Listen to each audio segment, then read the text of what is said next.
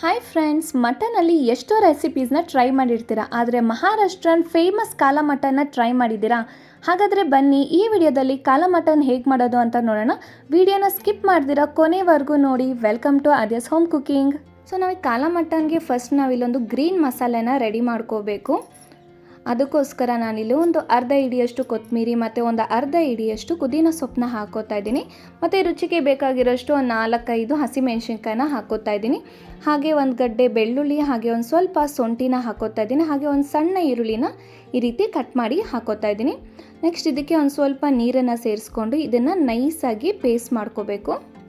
ಈ green masala paste mutton marinate ಮಾಡ್ಕೊಳೋದಕ್ಕೋಸ್ಕರ ನಾನಿಲ್ಲಿ 1 kgಗೆ ಬೇಕಾಗಿರೋವಂಥ ಮಸಾಲೆನ ರುಬ್ಕೊಂಡಿದ್ದೀನಿ. ನೀವೇನಾದರೂ ಮಟನ್ ಜಾಸ್ತಿ ಕಮ್ಮಿ ತೊಗೊಂಡಿದ್ರೆ ಅದಕ್ಕೆ ಅಡ್ಜಸ್ಟ್ ಆಗೋ ಥರ ಮಸಾಲೆನ ರುಬ್ಕೊಳ್ಳಿ. ನೆಕ್ಸ್ಟು ನಾನು ಇದಕ್ಕೆ ಒಂದು ಸಣ್ಣ ಕಪ್ನಷ್ಟು ಮೊಸರನ್ನ ಹಾಕೋತಾ ಇದ್ದೀನಿ. ಹಾಗೆ ಒಂದು ಸ್ವಲ್ಪ ಉಪ್ಪನ್ನ ಸೇರಿಸ್ಕೊತಾ ಇದ್ದೀನಿ. ಹಾಗೆ ಒಂದು ಸ್ವಲ್ಪ ಅರಿಶಿನ ಪುಡಿನ ಹಾಕ್ಕೊಂಡು ಚೆನ್ನಾಗಿ ಇದನ್ನು ಮಿಕ್ಸ್ ಮಾಡ್ಕೊತಾ ಇದ್ದೀನಿ. ಇದೇನಿಲ್ಲ ಅಂದರೂ ಒಂದು 10 ನಿಮಿಷ ಆದರೂ ಇದನ್ನು ನೆನೆಯೋದಕ್ಕೆ ಬಿಡಬೇಕು. ಟೈಮ್ ಇತ್ತು ಅಂದರೆ ಅರ್ಧ ಗಂಟೆ 1 ಗಂಟೆ ಕೂಡ ನೀವು ಇದನ್ನು ನೆನೆಯೋದಕ್ಕೆ ಬಿಡ್ಬೋದು. ನಾನೀಗ ಇದ್ರ ಮೇಲೊಂದು ಪ್ಲೇಟ್ನ ಮುಚ್ಚಿ ಒಂದು 10 ನಿಮಿಷ ಇದನ್ನು ನೆನೆಯೋದಕ್ಕೆ ಬಿಡ್ತಾ ಇದ್ದೀನಿ. ಇದು ಮ್ಯಾರಿನೇಟ್ ಆಗೋಷ್ಟರಲ್ಲಿ ನಾವು ಇದಕ್ಕೊಂದು ಮಸಾಲೆ ಪೌಡ್ರನ್ನ ರೆಡಿ ಮಾಡ್ಕೊಳ್ಳೋಣ. ಮಸಾಲೆ ಪೌಡ್ರಿಗೆ ನಾನಿಲ್ಲಿ ಬಾಣಲಿಗೆ ಒಂದು 2 ಟೇಬಲ್ ಸ್ಪೂನಷ್ಟು ಧನಿಯಾ ಕಾಳನ್ನ ಹಾಕ್ತಾಯಿದ್ದೀನಿ. ಧನಿಯಾ ಕಾಳು ಹಾಕೋದ್ರಿಂದ ಒಳ್ಳೆ ಫ್ಲೇವರ್ ಬರುತ್ತೆ. ಅದಕ್ಕೋಸ್ಕರ ನೀವು ಧನಿಯಾ ಕಾಳು ಇಲ್ಲ ಅಂದರೆ ಧನಿಯಾ ಪುಡಿನ ಯೂಸ್ ಮಾಡ್ಕೋಬೋದು, ಬಟ್ ಅದೇನೇನು ಹುರಿಯೋ ಅವಶ್ಯಕತೆ ಇಲ್ಲ. ನೆಕ್ಸ್ಟ್ ಅದಕ್ಕೆ ಒಂದು ಸ್ವಲ್ಪ ಚಕ್ಕೆನ ಹಾಕೋತಾ ಇದ್ದೀನಿ. ಹಾಗೆ ಒಂದು ಸ್ವಲ್ಪ ಕಾಳು ಮೆಣಸನ್ನು ಸೇರಿಸ್ಕೋತಾ ಇದ್ದೀನಿ. ನೆಕ್ಸ್ಟ್ ಈಗ ಇದಕ್ಕೆ ಒಂದು ಮರಾಠಿ ಮೊಗ್ಗನ್ನ ಹಾಕ್ತಾ ಇದ್ದೀನಿ. ಹಾಗೆ ಒಂದು ಸ್ವಲ್ಪ ಲವಂಗನ ಸೇರಿಸ್ಕೊಡ್ತಾ ಇದ್ದೀನಿ. ಹಾಗೆ ಒಂದು ಅನಾನಸ್ ಹೂ, ಇದು ಫುಲ್ಲು ಒಂದು ಮುಕ್ಕಾಲು ಹಾಕಿದ್ರೆ ಸಾಕು ಅಥವಾ ಒಂದು ಹಾಕಿದರೆ ಸಾಕು, ಜಾಸ್ತಿ ಹಾಕೋದಕ್ಕೆ ಹೋಗಬೇಡಿ. ನೆಕ್ಸ್ಟ್ ಒಂದು 2 ಏಲಕ್ಕಿ, ಇದರಿಂದ ಒಳ್ಳೆ ಘಮ ಕೊಡುತ್ತೆ, ಅದರಿಂದ ಹಾಕೋತಾ ಇದ್ದೀನಿ. ನೆಕ್ಸ್ಟ್ ಇದು ಕಲ್ಲು ಹೂವು ಅಂತ ಬರುತ್ತೆ, ಇದನ್ನು ಸ್ವಲ್ಪ ಹಾಕೋತಾ ಇದ್ದೀನಿ. ನಿಮ್ಮ ಕಡೆ ಸಿಕ್ಕಿಲ್ಲ ಅಂದರೆ ಸ್ಕಿಪ್ ಕೂಡ ಮಾಡ್ಬೋದು, ಹಾಕಿದರೆ ಚೆನ್ನಾಗಿರುತ್ತೆ. ಮತ್ತು ಇದು ಜಾಪತ್ರೆ, ತುಂಬ ಹಾಕಬಾರ್ದು, ಒಂದು ಸ್ವಲ್ಪ ಹಾಕಬೇಕು, ಒಂದು ಸ್ವಲ್ಪ ಹಾಕೋತಾ ಇದ್ದೀನಿ. ನೆಕ್ಸ್ಟ್ ನಾನಿಲ್ಲಿ 1 ಟೇಬಲ್ ಸ್ಪೂನಷ್ಟು ಬಿಳಿ ಎಳ್ಳನ್ನು ಹಾಕೋತಾ ಇದ್ದೀನಿ.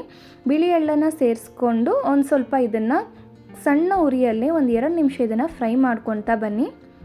ಈ ಪ್ರತಿಯೊಂದೂ ನೀವು ಸಣ್ಣ ಉರಿಯಲ್ಲೇ ಫ್ರೈ ಮಾಡಬೇಕು. ಜಾಸ್ತಿ ಉರಿ ಇಟ್ಟು ಫ್ರೈ ಮಾಡಿದ್ರೆ ಏನಾಗುತ್ತೆ, ಮಸಾಲೆ ಎಲ್ಲ ಸೀದೋಗುತ್ತೆ. ನೆಕ್ಸ್ಟ್ ನಾನು ಇದಕ್ಕೆ ಒಣಮೆಣ್ಸಿನ್ಕಾಯಿ ಒಂದು 4-5 ಒಣಮೆಣ್ಸಿನ್ಕಾಯಿನ ಹಾಕ್ತಾಯಿದ್ದೀನಿ. ಹಾಗೆ 1 ಟೇಬಲ್ ಸ್ಪೂನಷ್ಟು ಗಸಗಸೆನ ಹಾಕ್ಕೊಂಡು ಇದನ್ನು ಕೂಡ ಒಂದು ಸ್ವಲ್ಪ ಹೊತ್ತು ಈ ರೀತಿ ಸಣ್ಣ ಉರಿಯಲ್ಲಿ ಫ್ರೈ ಮಾಡ್ತಾಯಿದ್ದೀನಿ. ಇದೆಲ್ಲ ಫ್ರೈ ಮಾಡಿದ್ಮೇಲೆ ಕಂಪ್ಲೀಟ್ ತಣ್ಣಗಾದ್ಮೇಲೆ ಇದನ್ನು ನಾನು ಸಣ್ಣ ಮಿಕ್ಸಿ ಜಾರ್ಗೆ ಹಾಕ್ಕೊಂಡು ಪೌಡ್ರ್ ಮಾಡ್ಕೊತಾ ಇದ್ದೀನಿ. ಈ ಪೌಡ್ರ್ ಫುಲ್ಲು ನೈಸಾಗೇ ಇರಬೇಕಂತ ಏನಿಲ್ಲ, ಒಂದು ಸ್ವಲ್ಪ ತರಿಯಾಗಿದ್ದರೂ ಪರವಾಗಿಲ್ಲ, ಒಂದು ಇಷ್ಟು ಮಾತ್ರ ಪೌಡ್ರ್ ಮಾಡಿಕೊಂಡ್ರೆ ಸಾಕು.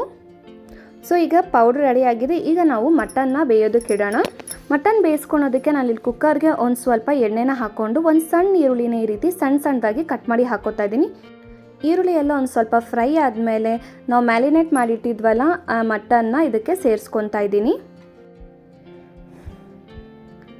ಇದನ್ನು ಎಣ್ಣೆಯಲ್ಲಿ ಒಂದು 2 ನಿಮಿಷ ಈ ರೀತಿ ಫ್ರೈ ಮಾಡ್ಕೊತಾ ಬನ್ನಿ. ಒಂದು 2 ನಿಮಿಷ ಚೆನ್ನಾಗಿ ಫ್ರೈ ಆದಮೇಲೆ ಈಗ ನಾನು ಅದಕ್ಕೆ ಒಂದು ಅರ್ಧ ಚೊಂಬನಷ್ಟು ನೀರನ್ನ ಸೇರಿಸ್ಕೊತಾ ಇದ್ದೀನಿ. ಇಲ್ಲ ಮಟನ್ ಮುಳುಗೋ ಅಷ್ಟು ನೀರನ್ನು ಸೇರಿಸ್ಕೊಂಡು ಚೆನ್ನಾಗಿ ಒಂದು ಸತಿ ಮಿಕ್ಸ್ ಮಾಡಿ ಈಗ ಕುಕ್ಕರ್ ಮುಚ್ಚಳ ಹಾಕಿ ಇದನ್ನು 4 ವಿಸಿಲ್ ಕೂಗಿಸ್ಕೊತಾ ಇದ್ದೀನಿ.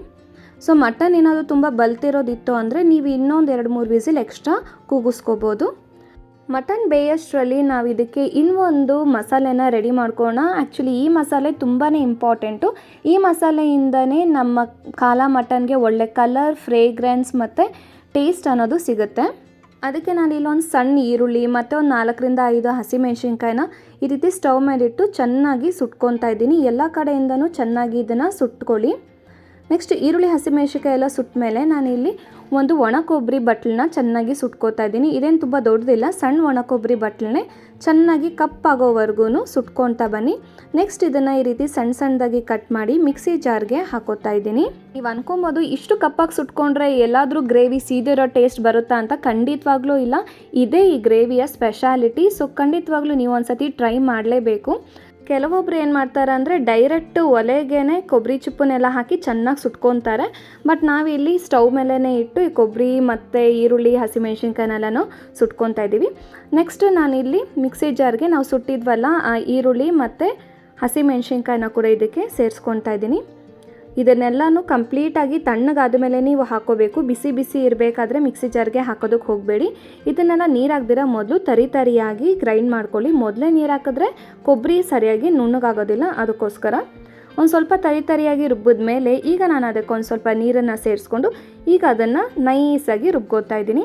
ನೋಡಿ, ಈಗ ನಮಗೆ ಕಾಲಾ ಮಟನ್ಗೆ ಬೇಕಾಗಿರುವಂಥ ಮಸಾಲೆ ಪೇಸ್ಟ್ ರೆಡಿ ಆಗಿದೆ. ಇಲ್ಲಿ ಕುಕ್ಕರ್ ಕೂಡ ವಿಸಿಲ್ ಬರ್ತಿದೆ. ನೋಡೋಣ ಮಟನ್ ಬೆಂದಿದೆಯಾ ಅಂತ.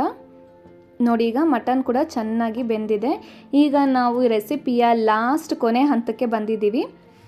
ಸೊ ಇದಕ್ಕೆ ನಾನು ಬಾಣಲಿಗೆ ಒಂದು ಸ್ವಲ್ಪ ತುಪ್ಪನ ಹಾಕೊತಾ ಇದ್ದೀನಿ. ತುಪ್ಪ ಬದಲು ಎಣ್ಣೆನೂ ಕೂಡ ಉಪಯೋಗಿಸ್ಬೋದು, ಬಟ್ ತುಪ್ಪ ಹಾಕೋದ್ರಿಂದ ಒಳ್ಳೆ ಟೇಸ್ಟ್ ಕೊಡುತ್ತೆ. ಅದರಿಂದ ಈಗ ನಾನು ಅದಕ್ಕೆ ಒಂದು 2 ಪಲಾವ್ ಎಲೆನ ಹಾಕೋತಾ ಇದ್ದೀನಿ. ಹಾಗೆ ನಾವು ರೆಡಿ ಮಾಡ್ಕೊಂಡಿರುವಂಥ ಈ ಕಾಲಾ ಮಸಾಲೆನ ಕೂಡ ಬಾಣಲಿಗೆ ಹಾಕ್ಕೊಂಡು ಈಗ ಇದನ್ನು ಒಂದು 2 ನಿಮಿಷ ನಾವು ತುಪ್ಪದಲ್ಲೇ ಫ್ರೈ ಮಾಡ್ತಾ ಇರಬೇಕು. ಆವಾಗಲೇ ಇದು ಒಂದು ಒಳ್ಳೆ ರುಚಿ ಅನ್ನೋದು ಕೊಡುತ್ತೆ. ಒಂದು 2 ನಿಮಿಷ ಫ್ರೈ ಆದಮೇಲೆ ನಾವು ಮೊದಲೇ ಪೌಡ್ರ್ ಮಾಡಿ ಇಟ್ಕೊಂಡಿದ್ವಲ್ಲ ಆ ಮಸಾಲೆ ಪುಡಿನ ಇದಕ್ಕೆ ಸೇರಿಸ್ಕೊತಾ ಇದ್ದೀನಿ. ಇವಾಗ ಒಂದು 3 ಟೇಬಲ್ ಸ್ಪೂನ್ನ ಸೇರಿಸ್ಕೊತಾ ಇದ್ದೀನಿ. ನೆಕ್ಸ್ಟ್ ಉಳಿದಿರೋದನ್ನ ಲಾಸ್ಟಾಗಿ ಸೇರಿಸ್ಕೊತೀನಿ. ಇದನ್ನು ಕೂಡ ಅಷ್ಟೇ ಒಂದು 2 ನಿಮಿಷ ಫ್ರೈ ಮಾಡ್ಕೊತಾ ಬನ್ನಿ. ನಿಮಗೆ ಗ್ರೇವಿ ತುಂಬ ಗಟ್ಟಿ ಆಯಿತು ಅಂದರೆ ಮಟನ್ ಬೇಯಿಸಿರ್ತೀವಲ್ಲ ಅದೇ ನೀರನ್ನ ಇದಕ್ಕೆ ಸೇರಿಸ್ಕೊಂಡು ಒಂದು 2 ನಿಮಿಷ ಇದನ್ನು ಸಣ್ಣ ಅಥವಾ ಮೀಡಿಯಮ್ ಉರಿಯಲ್ಲಿ ಈ ಥರ ಫ್ರೈ ಮಾಡ್ತಾ ಬನ್ನಿ. ಒಂದು 2 ನಿಮಿಷ ಇದೆಲ್ಲ ಚೆನ್ನಾಗಿ ಫ್ರೈ ಆದಮೇಲೆ ಇವಾಗ ನಾವು ಬೇಯಿಸ್ಕೊಂಡಿರ್ತೀವಲ್ಲ ಮಟನ್, ಅದು ಮಸಾಲೆ ಸಮೇತವಾಗಿ ಬಾಣಲಿಗೆ ಹಾಕ್ಕೊಳ್ಳಿ. ಇದನ್ನು ನೀವು 5 ನಿಮಿಷ ಇದೇ ಥರ ಮೀಡಿಯಮ್ ಉರಿಯಲ್ಲಿ ತಿರುಗಿಸ್ಕೊತಾ ಬನ್ನಿ. ನೀವು ಅನ್ಕೊಬೋದು, ಏನಪ್ಪ ಈ ಕಾಲಾ ಮಟನ್ನು ಇಷ್ಟೊಂದೆಲ್ಲ ಸ್ಟೆಪ್ಸ್ ಇದೆ, ಇಷ್ಟೊಂದು ಟೈಮ್ ತೊಗೊಳುತ್ತಾ ಅಂತ.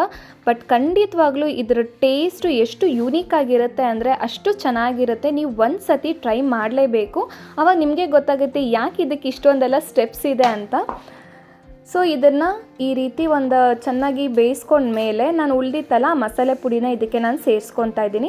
ಹಾಗೆ ಈ ಟೈಮಲ್ಲಿ ನೀವು ಇದಕ್ಕೆ ಉಪ್ಪು ಖಾರ ಏನಾದರೂ ಕಮ್ಮಿ ಇದೆಯಾ, ಏನಾದರೂ ಆ್ಯಡ್ ಮಾಡ್ಕೋಬೇಕಾ ಅಂತ ಚೆಕ್ ಮಾಡಿ ಆ್ಯಡ್ ಮಾಡ್ಕೋಬೋದು. ನನಗಿಲ್ಲೊಂದು ಸ್ವಲ್ಪ ಉಪ್ಪು ಕಮ್ಮಿ ಇದೆ ಅಂತ ಅನ್ನಿಸ್ತಿದೆ, ಅದಕ್ಕೆ ನಾನು ಈಗ ಒಂದು ಸ್ವಲ್ಪ ಉಪ್ಪನ್ನ ಸೇರಿಸ್ಕೊತಾ ಇದ್ದೀನಿ. ಹಾಗೆ ಒಂದು ಸ್ವಲ್ಪ ಖಾರದ ಪುಡಿನೂ ಕೂಡ ಹಾಕ್ಕೊತಾ ಇದ್ದೀನಿ, ಮೆಣಸಿನ್ಕಾಯಿ ಪುಡಿ ಹಾಕ್ಕೊಂಡು ಇದನ್ನು 1 ನಿಮಿಷ ಇದೇ ರೀತಿ ಚೆನ್ನಾಗಿ ತಿರುಗಿಸ್ಕೊತಾ ಬೇಯಿಸ್ಕೊತಾ ಇದ್ದೀನಿ. ಇದೆಲ್ಲ ಚೆನ್ನಾಗಿ ಒಂದಕ್ಕೊಂದು ಮಿಕ್ಸ್ ಆದಮೇಲೆ ಈಗ ಇದ್ರ ಮೇಲೆ ಒಂದು ಪ್ಲೇಟ್ ಮುಚ್ಚಿ ಒಂದು 2 ನಿಮಿಷ ಇದನ್ನು ಸಿಮ್ಮಲ್ಲಿ ಬೇಯಿಸ್ಕೋಬೇಕು, ಫುಲ್ ಸಣ್ಣ ಉರಿಯಲ್ಲಿ. ಈಗ ಒಂದು 2 ನಿಮಿಷ ಆಗಿದೆ, ನೋಡ್ತಿರ್ಬೋದು ಮಸಾಲೆ ತುಪ್ಪ ಎಲ್ಲ ಹೆಂಗೆ ಸಪ್ರೇಟ್ ಆಗಿದೆ ಅಂತ.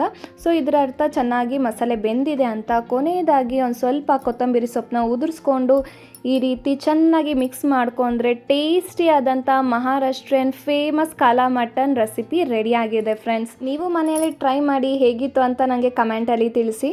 ಸೊ ವಿಡಿಯೋ ಇಷ್ಟ ಆಗಿದ್ರೆ ವಿಡಿಯೋಗೊಂದು ಲೈಕ್ ಮಾಡಿ, ನಿಮ್ಮ ಫ್ರೆಂಡ್ಸ್ ಆ್ಯಂಡ್ ಫ್ಯಾಮಿಲಿ ಮೆಂಬರ್ಸ್ ಜೊತೆ ಶೇರ್ ಮಾಡ್ತಾ ನನ್ನ ಚಾನಲ್ನ ದಯವಿಟ್ಟು ಸಬ್ಸ್ಕ್ರೈಬ್ ಆಗಿ friends. Thank you for watching.